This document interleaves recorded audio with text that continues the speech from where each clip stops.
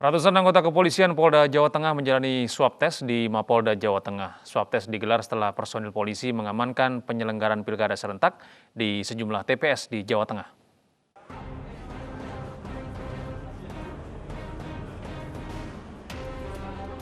Setelah mengamankan pencoblosan di ribuan TPS yang berada di wilayah Jawa Tengah, ratusan personil polisi dari Polda Jawa Tengah menjalani swab tes di markas kepolisian daerah Jawa Tengah Jumat siang. Dengan tetap menerapkan protokol kesehatan, satu persatu personil polisi diambil sampelnya oleh tim dokter Polda Jateng menggunakan alat pelindung diri lengkap. Pemeriksaan terhadap anggota polisi ini untuk kali kedua setelah sebelum pelaksanaan pemungutan suara pada 9 Desember 2020 lalu. Hari ini kita melaksanakan lagi swab evaluasi setelah melaksanakan kegiatan pengamanan di TPS. Jadi kita tidak mau anggota pulang dari pengamanan ternyata nanti ada yang positif. Nah ini makanya hari ini semua anggota, baik yang di Polda maupun yang di Polres-Polres, dilakukan swab lagi.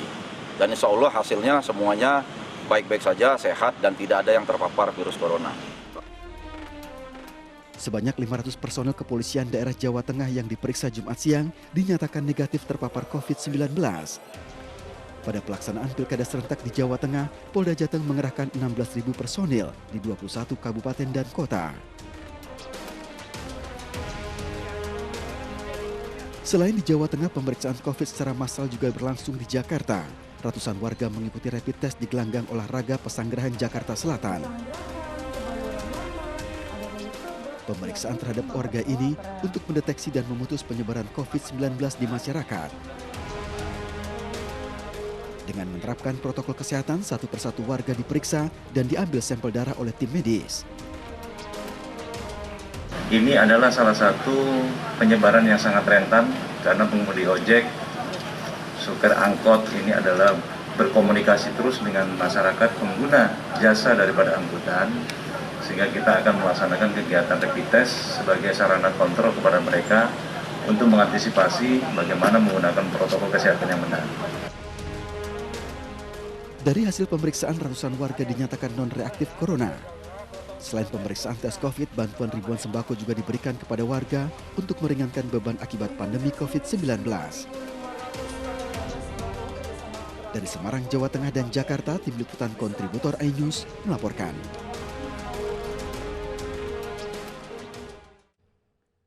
Belasan pelanggar protokol kesehatan di perbatasan Jakarta-Bekasi dikenakan sanksi sosial. Petugas gabungan pemburu COVID-19 menjaring masyarakat yang tidak menggunakan masker dengan benar.